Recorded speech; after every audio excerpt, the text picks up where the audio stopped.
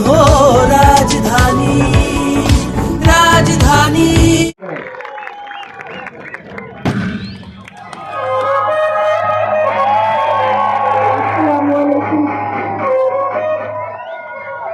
आज के इस इस्तकबालिया जनसयाम के सदर मोहतरम आसिफ शेख रशीद साहब, स्टेज पर बैठे हुए शेख रशीद साहब,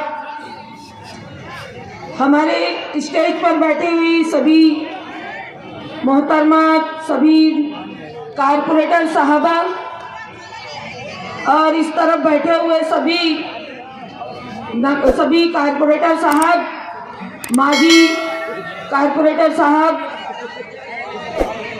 हमारे कारपोरेशन के सभागृह नेता असलम अंसारी साहब, स्थायी समिति चेयरमैन जफरुल्लाह साहब और इस हमारे मंच पर बैठे हुए तमाम पार्टी के जिम्मेदारान और इस जलसे में आए हुए सभी बुजुर्गों और भाइयों, और जहां तक मेरी आवाज जा रही है ऐसी मेरी माँ और बहनें, आज इस इस्तकबालिया प्रोग्राम में यह उमड़ता हुआ सैलाब, यह सरों का समुंदर इस बात की गवाही देता है कि मालेगांव शहर विकास और डेवलप के साथ है, आसिफ शेख के साथ है।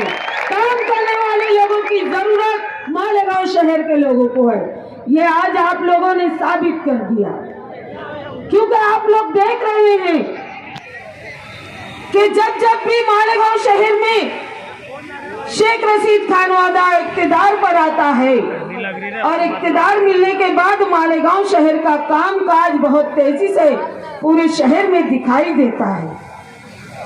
आज 2012 के जो आप लोगों की वोटों के कारण जो मालेगांव शहर में इक्तिदार शेख रशीद साहब को मिला, शेख रशीद साहब के खानवादे को आप लोगों ने वहां पर बिठाया, यानी मुझे ही आप लोगों ने मेयर बनाया।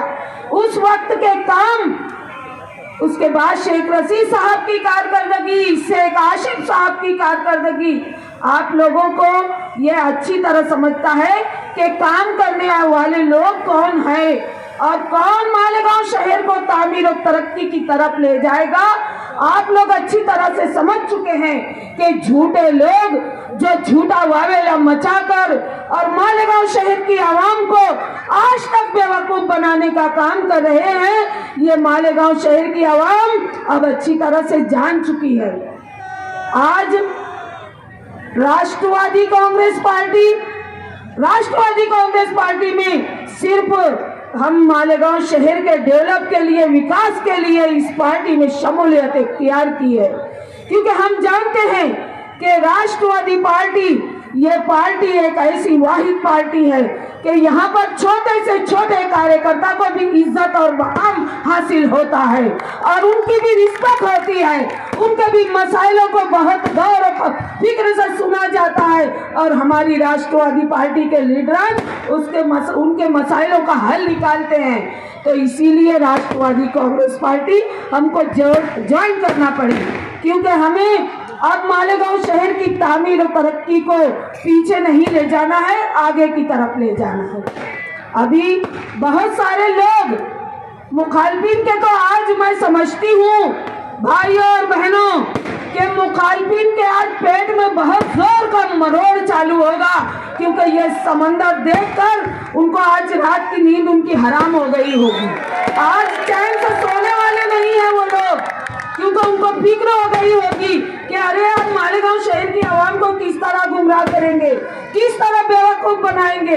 हम तो मजहबी लिबासा पहनकर, हम मजहबी नारों का इस्तेमाल करके और हमने तो वोटें हासिल कर ली असेंबली में भी और कारपोरेशन में भी, लेकिन अब बेवकूफ मालेगांव शहर की आवाम बनने वाली नहीं है, क्योंकि मालेगांव शहर की आवाम अच्छी तरह से जान चुकी है कि आसिफ शेख ने जो काम किया है, जो ठान लिया है, वो चाहे कुछ भी हो जाए, जो ठान लेता है वो करके दिखाता है।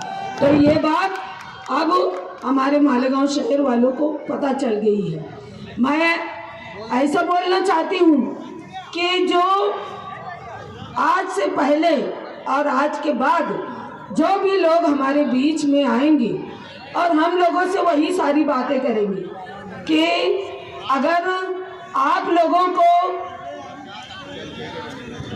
फला फला पार्टी को वोट देना है, फला फला पार्टी से ये सारी बातें करेंगे, जो भी गुमराही हमारे बीच फैलाने की कोशिश करेंगे। लेकिन मजबूती के साथ इसलिए हमको एक साथ होने की जरूरत है कि हमको किसी के बगैर सपोर्ट के, हमें किसी के बगैर सपोर्ट के हमें पूरी अपनी सरकार वहां पर बनाना है, यानी शुद्ध सरकार बनाना है। और ये कब होगा? जब हम सब एक साथ हो जाएंगे। और हम सब एक साथ होने का मतलब हम लोग गुमराह नहीं होंगे और हर वार्ड से हमको सिर्फ और सिर्फ राष्ट्रवादी बैनर तले इलेक्शन लड़ना, राष्ट्रवादी के मेंबर को चुनकर हमको शुद्ध सरकार बनाना है। और किस तरीके से हमारी पार्टी मालेगांव शहर में मजबूत हो, इसके लिए हर एक शख्स अपने आप में आसिफ शेख होगा। ये बात का आज अहद कर लें कि मैं खुद, मेरा लीडर हूँ शेख रशीद हूँ, मैं खुद आसिफ शेख हूँ।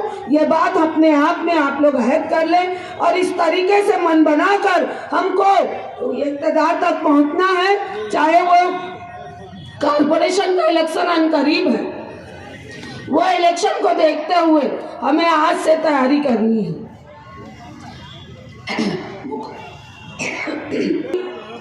मुखालफिन सिर्फ और सिर्फ गुमराही की सियासत कर रहे हैं। आज सिर्फ गुमराह करने का काम किया जा रहा है, ना उनमें कोई दम है फंड लाने का, ना ही कोई तजुर्बा है, ना ही कोई तरतीब है, ना ही उन्होंने आज तक कहीं से महाराष्ट्र शासन से या केंद्र शासन से कहीं से भी उन्होंने कुछ फंड लाकर मालेगांव शहर में कोई कामकाज नहीं दिया। जब कामकाज नहीं किया तो वो खड़े रहकर बताएंगे क्या? मैंने तो बार बार स्टेज से उनसे कहा है कि अगर आप लोगों को आसिफ शेख का और शेख रशीद साहब का मुकाबला करना है तो सामने स्टेज लगाइए, हम अपने काम गिनाएंगे, आप अपने काम गिनाओ। लेकिन उनके पास काम ही नहीं है तो वो हमारे सामने स्टेज क्या लगाएंगे? काम किया हो तो काम की बातें होगी। सिर्फ और सिर्फ हमारे कामों में रोड़े अटकाने का काम ये मुखालफिन कर रहे हैं। जहां पर आज आप लोग देख सकते हैं कि मालेगांव शहर में चारों तरफ काम का जाल बिछा हुआ है। ये कब हो सका? जब आप लोगों ने अपनी भरपूर वोटों से, दुआओं से नवाज कर, तो आप लोगों ने इक़्तिदार की सीढ़ियां चढ़वाई, तब मालेगांव शहर में आज चारों तरफ कामों का जाल बिछा है। तो ये आप लोगों की वोटों की बदौलत हुआ है। इसीलिए मैं आप लोगों को बोल रही हूँ कि मुखालफिन यही काम कर रहे हैं और वो वही काम आप आए तकमील तक करने वाले हैं, क्योंकि काम करने की उनकी कोई चाहत नहीं है, काम करना उनको आता नहीं है। उनको ये भी नहीं समझता है कि गवर्नमेंट से फंड किस तरह लाया जाए। और बोलते हैं आसिफ मुझे काम करने नहीं देता। मुझे बताओ कि घर में अगर कभी सास बहू को बोलती है कि ऐसा बोल सकती है कि काम मत करो, ये काम तुम मत करो। कोई सास अपनी बहू को नहीं बोलती है कि ये काम तुम मत करो। कोई लीडर एक लीडर को कैसे बोलेगा कि तुम ये काम आप मत करो? मुझे बताओ, आसिफ शेख काम करने नहीं देते और वो हमारे आलिम दीन काम नहीं करते। ये भी कोई मानने वाली बात है?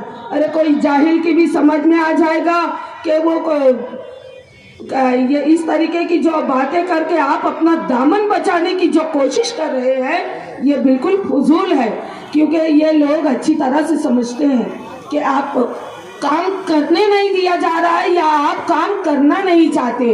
आप चाहते हैं कि मालेगांव शहर पिछड़ा रहे, मालेगांव शहर परेशान रहे, मालेगांव शहर की आवाम हमेशा मुश्किलात में रहे, मालेगांव शहर की आवाम को कोई राहत नसीब ना हो, ताकि मालेगांव शहर की आवाम को परेशानी में के हाल में देखकर मैं बार बार उनसे उनकी वोटों का इस्तेसाल करूं। तो ये काम कर रहे हैं वो, जो आपको समझने की जरूरत है। अभी बहुत सारा वक्त आएगा, बहुत सारी बातें होगी कि हम और आप आमने सामने होंगे, बहुत सारी उनकी बातें आप लोगों के सामने रखी जाएगी। लेकिन मैं मालेगांव शहर की आवाम से इतना ही कहना चाहती हूँ कि बस बहुत हो गया। अब राष्ट्रवादी के बैनर तले हमको मजबूती के साथ खड़े रहना है और मजबूती के साथ मालेगांव शहर के हर हिस्से से राष्ट्रवादी के मेंबर को चुन कर देना, ये आपकी अपनी जिम्मेदारी है। आपकी अपनी जिम्मेदारी होगी कि किस तरीके से हम कारपोरेशन में राष्ट्रवादी का मेयर बैठा कर और मालेगांव शहर का डेवलप कर सके, मालेगांव शहर की अमीर तरक्की कर सके। क्योंकि आसिफ शेख भी मजबूत है, गवर्नमेंट से फंड लाने के लिए फंड लेकर आएंगे और मालेगांव शहर को सिंगापुर बनाना है, तो आपको हर एक को मजबूती के साथ खड़े रहना होगा। मेरे बाद बहुत सारे मुकर्रिर हैं, इन लोगों की बातों को आपको सुनना है, इसके लिए मैं ज़्यादा वक्त नहीं लूँगी। लेकिन मैं एक बार फिर बोलूँगी आप लोगों को कि राष्ट्रवादी के बैनर तले अब अपना निशान घड़ी होगा। घड़ी क्या होगा? एक बार बोलो, घड़ी होगा। हाँ, तो हमको घड़ी निशान पर ही मोहर लगाना है और राष्ट्रवादी के बैनर तले जहाँ भी राष्ट्रवादी का उम्मीदवार खड़ा होगा, हर वार्ड में मालेगांव शहर के चारों तरफ सिर्फ राष्ट्रवादी नजर आनी चाहिए। आज हमारे सभी भाई बुजुर्ग, मेरी तमाम माँ और बहनें यह हेत कर लें, क्योंकि मालेगांव को तामीर और तरक्की की तरफ ले जाना है। अब मालेगांव शहर बहुत पीछे नहीं जाना चाहता, भाग्य की सिमत ले जाना है। बहुत आप लोगों का वक्त लिया, उसके लिए आप तमाम लोगों ने काफ़ी देर से सभी लोगों की बातों को सुना। आप तमाम लोगों के शुक्रिया के साथ मैं अपनी बात खत्म करती हूँ। अस्सलाम वालेकुम। मालेगांव मुस्तफ़ा भंगार बाजार डायमंड कारपेट होलसेल रेट में यहाँ पर कारपेट दिया जाता है।